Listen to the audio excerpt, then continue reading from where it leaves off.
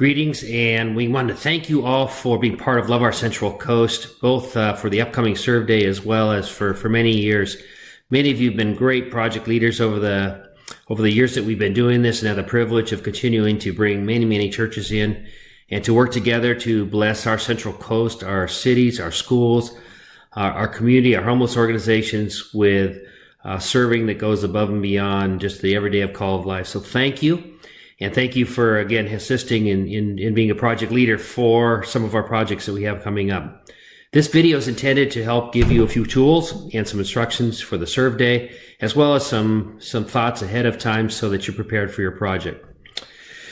All of the documents that we'll be talking about today, including this whole agenda that we'll be covering with you in a moment, are located on a Google Drive, and they're set up in a folder called 2019 LOCC, and you can access these, and we'll let you know exactly where to do that in a few moments here. So if I could just begin, though, I want to say again, thank you so much. We are so grateful to have you as part of this effort. Love Our Central Coast grew out of a movement back in 2008 that started in Modesto, California, called Love Our Cities, and now there's over 60 cities across California, and there's some in the Midwest, even internationally, that are going out with churches who love the Lord and serving together to bless their communities and to bring the love of Christ through the hands and feet of service. So thank you for joining in on that, and we look forward to seeing what God is going to do in amazing ways with the people that you get to serve and build relationships with. Love Our Central Coast continues to grow. We continue to do now 2 Serve Days a year, but we're also starting to do some projects even in between the spring and the fall Serve Day, so that, again, we can continue to build and maintain relationships with people across the community. So I want to welcome especially new churches on board, as well as some of our new projects that we have this year in front of us. If I can begin, the website that we have set up for Love Our Central Coast is very easy to find. It's located at www.loveourcentralcoast.org. If you go on that website, it'll give you a whole bunch of background about what we've been doing and what we're about, as well as a short video, hopefully inspiring folks that tune into that, but also useful for your churches for promotion and for advertising and for getting people to come out and serve on the Serve Day. So go there, as well as on that site we have a list of all of the projects that are currently being featured for in this instance, April 27th. We have about 30 projects throughout the communities in Salinas and Monterey, and you could choose them off of the project information list by geography, by type of project, by whether they're family friendly or not, or if they're got a limited number of size of people. So. But you should all be very aware of the project that you'll be organizing and managing and help lead with the people that sign up that'll be coming up on the Serve Day. So on that site, it's simple and straightforward to use, but you also have the privilege of being special because you are a project leader. So we have set you up on the system, especially if you've been on the system before, with your own email and password, so that when you sign in to the system, that you'll be able to go directly to your project as a leader, and that will allow you access to the information from anyone who signed up for your project, as well as details about the project, the time, the location, and then if you need to bring any tools to the project, or you have any specific supplies, things like that you can communicate out to your team. And by the way, the platform can be used as an email tool, and you can correspond with your team members that sign up for your project on an ongoing basis, which in fact we'd encourage you to do. So one of the things that we've created for you, and again this is in Google Drive, is we have a series of communication templates. You can use these or not, but they're set up so that there's 3 communications that go out to people that sign up for your project. And the first one is actually an automatic one. When they sign up for the project, they get a thank you. They say, thanks for signing up for the project. There'll be information and communications forthcoming, but we really appreciate you being part of this Serve Day. And then it gives a link to the information where their project is located. The second communication is one that's really a welcome from you to the team members, and talks personally about thanking them for joining the team and being part of this exciting venture. But it also gives them a vision about Love Our Central Coast and what that is, as well as some key dates that are coming up. So this should go out ideally before Easter, for example, for this spring Serve Day. and should go out talking about both the project signups and the details of the project, as well as making sure people pick up a T-shirt at their church if they are going to have a Love Our Central Coast T-shirt on, which we'd like everyone to have the day of the program. And then it also gives you the time and location of the project site. So it's a good chance to communicate as well if you need some special tools for your project or the like, which means, by the way, you're going to need to be in touch with your site manager very quickly to make sure you plan out the project and go through the details of the project. And then the third communication is just a final check-in the week of maybe Monday or Tuesday before the serve day, and it's just a final reminder of where to meet, what tools people are bringing, and that sort of thing. So that communication piece is in your packet for you to use. I encourage you to use that and to use it as a tool, again, to communicate with your team members. The second tool we have for you in the toolbox is this is simply administration instructions on how to navigate through the Love Our Central Coast website. And I encourage you to pull this up and read it. It allows you as a project leader to go into the backside of the website and to be able to manage your project from behind the scenes, if you will. And when you log in with your name and your password, it'll allow you to quickly to check and click on the project so you're assigned as a project leader. And from there, it'll bring up all the people that have signed up to date for your project. It'll give you their phone numbers. It'll give you their email, everything about people that have signed up. So again, you can see who's on the project and how many more you have to go. You can use this as a recruitment tool, encourage people to bring their neighbors and friends, small groups, but be proactive about adding people to their project, including if you're in a small group and you want to add someone to your small group or from your small group to work together with you. This is a great way to invite people into your project. But follow those directions. It'll tell you about how to also email your volunteer team and how to send communications to them, which is great. And encourage you again to be active in doing so. If your people that sign up for the project don't hear from you, they're going to wonder what happened. So make sure you communicate.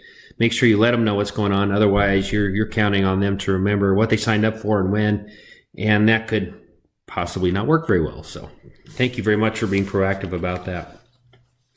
So in terms of leadership on the day of the project, a couple things I want you to remember. Number one, your key role as the project leader is making sure, number one, the time is filled up with things to do. And the projects hopefully have all been scoped so that they're geared to last 3 hours or 4 in some instances for projects that are a little bit longer. But make sure that you plan out your projects so that it keeps people busy, keeps them active, keeps them working throughout. So that, again, people don't stand around idly. The worst thing you can do is have volunteers come out, sign up for 3 hours, and you only got an hour of work for them. So make sure you've got the work that you set out to do as a starting place. And in your key leadership role is helping people to be placed where they can be useful and put to work. The other thing is we really want you to be aware of the spiritual needs that are going on around you. And in many ways, your role can be one which just looks and watches for people who may be standing alone or that need to be engaged and brought into a project. It might be a kid that's a little bit shy, that wants to help, but they have no idea how to engage and be involved. So take the time to look around for those kind of people and just have conversations. Maybe they'll even invite you into a discussion about spiritual things, about their life and about some of their needs, some ways you can pray for them. Great way, again, to build a relationship with people. So encourage you to do that in your role as well. Secondly, is it's really important that you get in touch with your site leader as soon as possible. So, for example, if you're on a school project, you want to be in touch with David Chandler for the Monterey School District. Wonderful man who's been helping us for several years now of helping coordinate on 5-6 campuses at once. Some beautification, some painting, a bunch of different projects we've been doing. But make sure you're in touch with your site leaders, and I would encourage you to go to the site and just kind of walk through what the project will be and plan it out. And make sure that you can keep busy, keep the people busy that you're going to be managing the day of the project. So it's helpful to know the scope of your project, and again, make sure you've got the supplies, the tools, and where you don't have tools, you have a couple choices. One is either encourage your team members, which is the best thing, to actually bring tools to help do the work.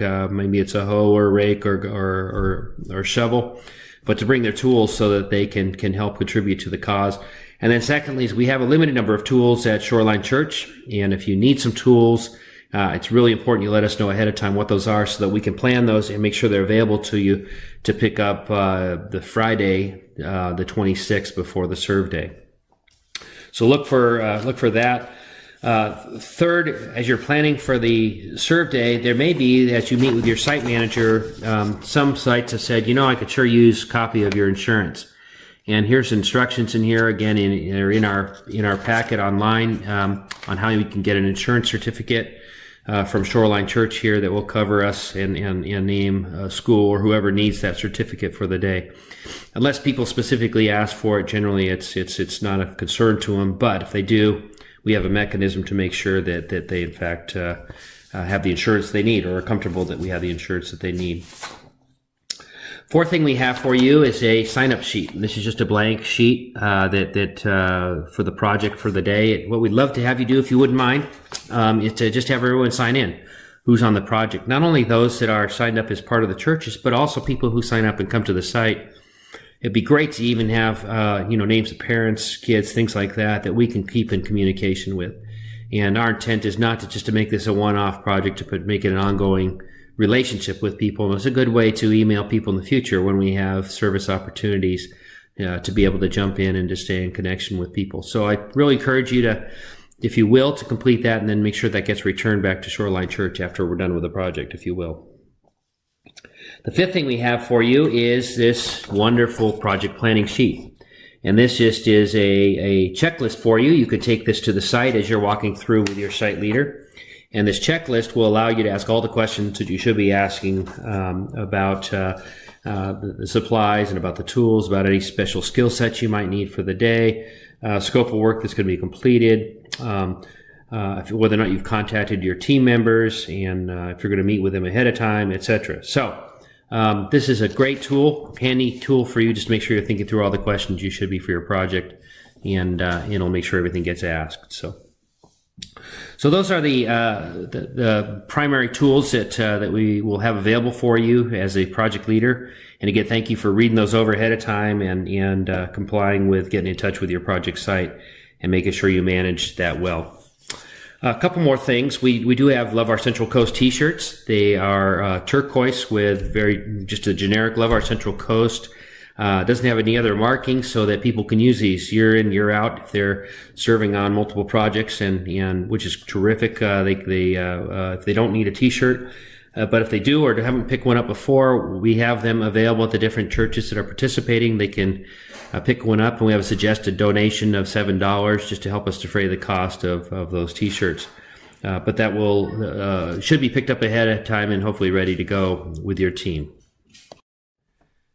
The other thing that we want to make sure you know are aware of is, and we'll provide those to your team, is we have cases of water that we'd love to have you take out and provide to your volunteers on the project while they're on the project site. If you have 30 volunteers, take a couple of cases of water. If you've got 5, take 1 case. But if you could provide water for your team, that would be terrific. And again, breaks as appropriate. Love to also see if you have any tools or supplies you're picking up. We have a coordinator who will be helping handle that this year. But all the tools and supplies will be picked up at the church, at Shoreline Church, the Friday before the project, so April 26th. So make sure you plan on that ahead of time. If you need to pick up a few tools, make sure that our team knows about that so we know what you're picking up and you can check them out and check them back in when you're done. The other thing which is going to be fun for you is when you get to the site and you start the project, we would really like you just to very, very casually pray for the project to start. And just gather everyone together in a big circle. Thank everyone for coming out and for being part of the day. But, grab a hand and just say a very simple, non-threatening prayer. Invite people just to join in if they would like to. And it's a great way to honor God. It's a great way just to make sure people know who we are as the body of Christ and why we're serving. Last is be a promoter of your project. And please go out and, again, invite people to be part of this. This is a great way for the church to get out of the pews and into the public. A good way for people to really engage in the community in a way that helps them bring another person alongside of them so they're not threatened or feel like this is tough to do for them. So if you would help them by inviting people in that you might not otherwise, but it's a great way for coworkers, for people in your neighborhood, whatever it may be, to invite them into the project and be part of it. So that's the quick reminders for you for the project day. We just pray that you have a great time, a fun time. I want to thank you very much again for your commitment and your help. If you have any questions, please feel free to certainly contact me. I'm Eric Johnson at 831-214-0964 or loveourcentralcoast@gmail.com. And look forward to working alongside you, and thank you for blessing our community. Take care.